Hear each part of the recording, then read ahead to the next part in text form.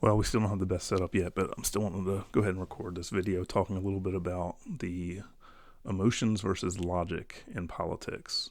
I've seen over the years a lot of politicians run on this whole idea of I'm a politician that's going to get things done.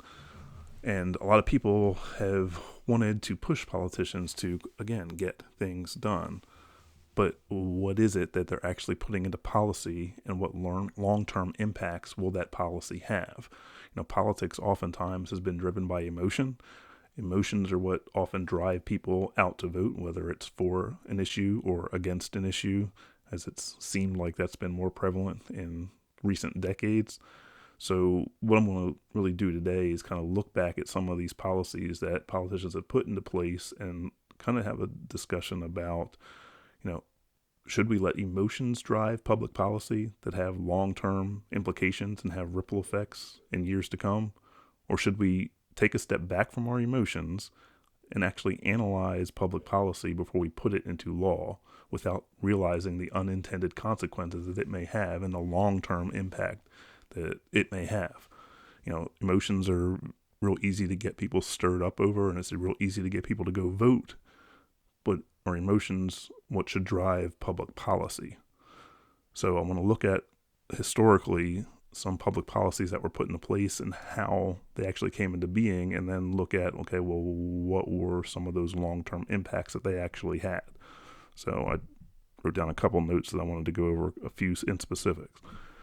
So the first one that comes to mind when I did a little bit of research is back under FDR, World War II, early 1940s. Prices started going up. We had inflation happening. So Congress and FDR decide to pass the Stabilization Act of 1942, which froze wages for everybody. So you were not legally allowed to give your employees a raise. Sounds good on the surface if you're trying to keep prices under control, because that was their intent. Their intent was to try to not let prices continue to go higher and higher and higher. But, and I said it sounds good, that's not what I meant. It should have been, that was their unintended consequence of that, was that your wages also froze. So people could not earn more money even if they did a job well. So how did employers get around freezing employee wages to try to incentivize their employees to come work for them or to do more? Well, this is when health insurance got tied to your employer, because employers started offering health insurance to employees as an incentive because they couldn't offer them more money. So if you think about it long term, well, now healthcare is tied to your employer, not to the person, which makes it much more difficult to transfer healthcare or get healthcare in a new manner, because it has to go with whoever you're working for, not you, the individual. So this decision back in 1942, long-term ripple effect, led us to healthcare costs rising, had partially to do with Obamacare and some of the healthcare discussion that went on in recent years that had other unintended consequences that we'll get to. So we need to kind of think about and put a pause on, do we want to put policy in place that we haven't thought about the long-term implications there?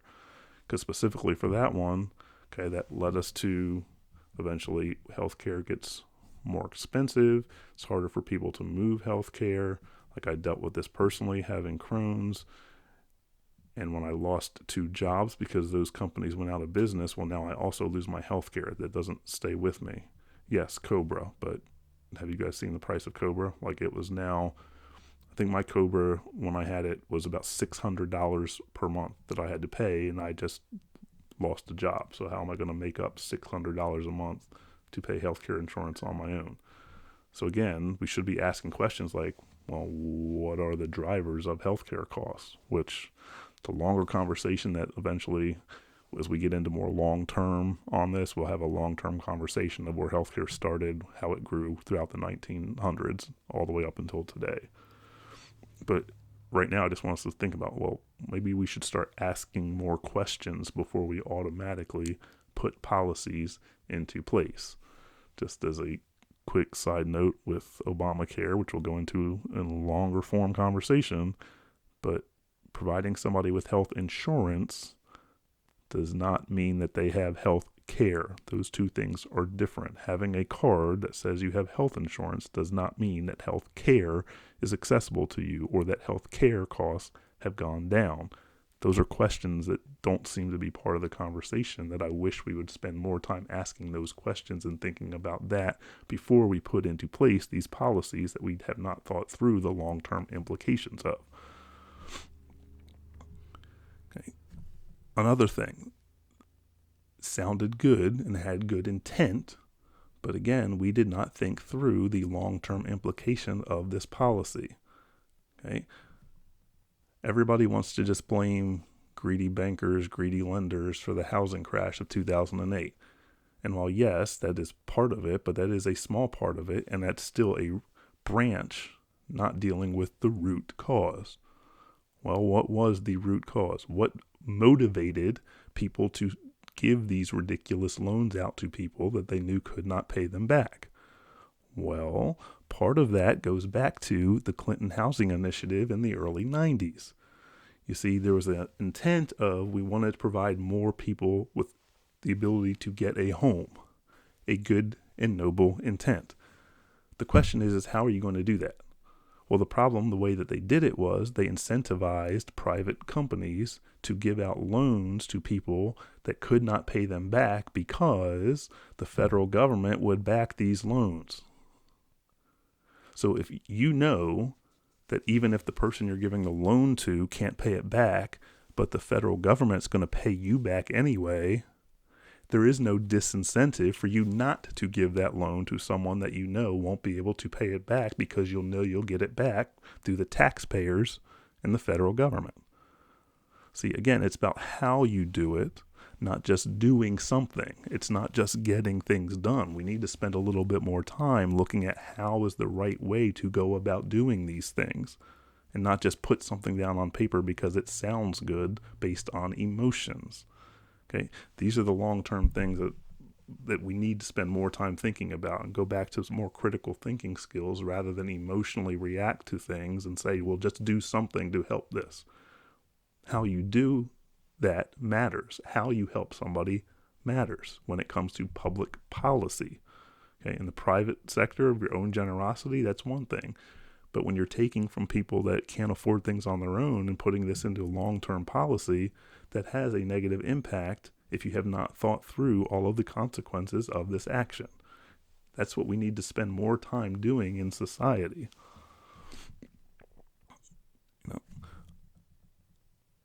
Another one, the authorization of use of military force after 9/11. Okay, a good thing. We needed to take care of and prevent anyone from being able to attack us like that ever again. However, part of that, the unintended consequence that people did not think through, is that by Congress abdicating their responsibility and giving more power to the executive branch, now a president could, in perpetuity, because we did this for 20 plus years, say, oh, well, these people are associated with Al-Qaeda or these people are associated with ISIS, so we can continue to spend troops, money, going after attacking people over and over again. At some point, Congress needs to do their job, as another podcast I listen to likes to say, and stop abdicating responsibility. If you want to put boots on the ground, then actually vote to put boots on the ground. Don't just say, here, President, you do this. The other aspect of that is within that authorization that they voted on at that point in time, okay, they also allowed for the spying of American citizens. Again, the thinking behind it was, oh, we need to catch people who are here. Okay, yes. But when you spy on American citizens for years who are innocent, that incentivizes bad behavior. See, the incentives, and again, this is some of my economics thinking background. Okay, economics sometimes doesn't take into account the morals of things, and people want to emotionally look at the morals and morals of things and emotions of things without looking at well, how are we structuring incentives for people long term? Okay, that's the question that we got to start asking on some of these policies: is what incentives are we creating here?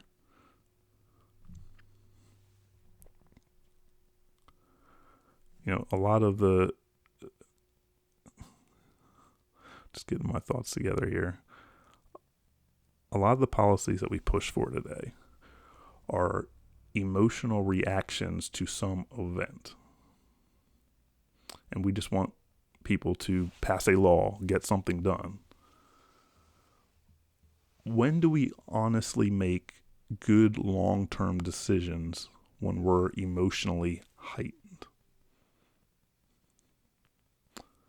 I would think that most people, when they step back and think about it, say, yeah, when we're emotionally heightened is not the best time to make long-term decisions. But yet that's what we often expect from politicians when they're putting laws into place that won't just impact us now, but also long-term. So, like I just talked about 3 specific laws that were passed and how they impacted things that people didn't think about how they could long-term. And I'm sure that, as people watch this video, they'll criticize and say, but this, yeah, but this, yeah, but this. Yeah, there are also other things that impact that, but we also need to take into consideration these incentive structures that we're creating, especially when we're making long-term policy that's going to impact 2, 3, 4, 5 generations.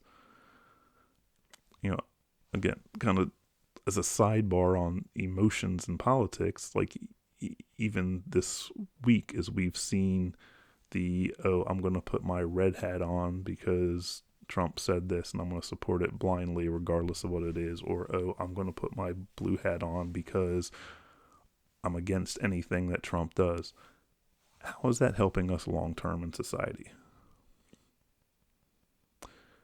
Rather than look at who is saying it, maybe we should start looking at what is being said before we start with, well, I'm going to agree with something or disagree with something based on who is saying it, rather than analyze what are they actually saying and does that make logical sense. Like for me, again, like go back to the first video I recorded, when I first heard about Ron Paul, my first reaction was, oh, he's just an emotional kook. And I'm sure some people out there are going to say, yeah, he is an emotional kook. But if you actually look at his policies that he talked about and the predictions he made, what he said has actually come to fruition. So we need to take a step back and not emotionally react to things, but actually logically walk through and analyze both the pros and the cons of legislation or actions before we put it into place. All right, let's just get controversial right now, since that's what everybody's mind is this week, the whole Ukraine situation. This is the first time you've seen public leaders argue in public, like in front of the media. Do you honestly think that those conversations haven't happened for years behind the scenes? I mean, to me, it's kind of illogical to think that, this is the first time that a blow up between world leaders has ever happened. I mean, they talk behind the scenes all the time throughout the years. It's just a matter of the fact that now we're seeing it in front of the media.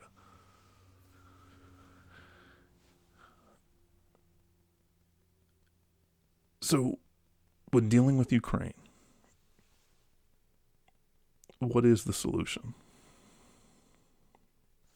Obviously, Putin is the aggressor. Obviously, Putin is a dictator. Obviously, Putin needs to be stopped. How? Are we going to put boots on the ground and go to war with Russia? Are we going to continue to send money to Ukraine? It's a lot more money than other European countries, while we have people in California losing their homes to fires and people in North Carolina who lost their homes to floods. I mean, yeah, that's a binary choice, and yes, I understand there's more complicated than that, but those are some of the impacts and some of the decisions that do have to be made. Like, I don't have the best answer on that one.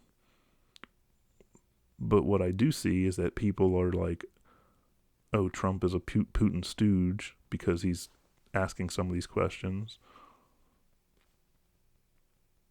Now, do I think that some of what they're talking about doing and the fact that Trump has said positive things about Putin is ridiculous? Absolutely, I do. Yes, that is absolutely ridiculous. But what I've seen in the conversation over even this issue is emotional reactions rather than taking a step back and looking at the long-term implications and policy-wise, what can we actually do in the long run to help solve this situation? I mean, should we bring peace? Should we make Putin and Zelensky sit down? I mean, I think we should. But I don't know if that's what's happening right now. I mean, I know there's been accusations about Zelensky wants to, keep going. I don't know that that's true. I do know that you've seen that they are conscripting people to go to war. They're forcing people to go to war. I do know that there are certain parts of Ukraine on that eastern region that have more of an allegiance to Russia than to Ukraine. Is it a good thing? No, obviously not. But that is the reality that we have to deal with. So are we going to deal with the reality, or are we going to emotionally react to it when we're talking about making decisions? Like, unfortunately, we're in an age of emotions because the two options we had were not the best two options, obviously, for President of the United States. Like, there's things that Trump's doing I think need to be done, but the way he's going about doing them is not always the best. But again, I wish more people would take the step back and analyze from an analytical point of view, what are the long-term implications of what we are doing in public policy, rather than the emotional reaction and putting on Team Red or Team Blue. Like, can we stop with that? Can we take a step back? Can we have an honest conversation about public policy? Or are we going to keep up pushing policy to get things done based on our own emotional state? Like, I hope we can get to a place where we can take a step back and start doing some more critical thinking. I'm not sure if we're there yet, but I'm hoping that one day we do get there, because I want to leave this place better than what I inherited. I want the next generation to have more opportunities, not less. And I think that some of our emotional reactions and emotional pushes for policies don't get us the best policies. We don't think about the long-term ramifications of those. So ultimately, we'll have more long conversations about some of these things. We'll get into other policies. One of the other ones is, again, the policy around gun control. Like, if our emotional reaction is to, take away people's guns, understand that if you want to push that, that also means that you're taking away that woman who had an abusive husband or boyfriend's ability to defend themselves. Like, that is a ramification of taking away guns. If you say nobody can have them, well, now that person who has been in an abusive relationship cannot defend themselves, because unless they're going to break the law and still keep it. So it's not a simple issue. You need to honestly take a step back and think about the long-term ramifications of the policies that you want to push, and how does it impact people, not just on the grand scale of things. So I've gone on enough of a rant at this point. I would love feedback. I'm always open to feedback. I've been meeting and talking to people about things, and I don't have all the answers, but I do want us to start asking more questions before we just automatically say that this is the correct answer without a doubt, and don't think through the long-term ramifications and what are the unintended consequences of some of the policies that we are pushing. So, hope you guys have a great day.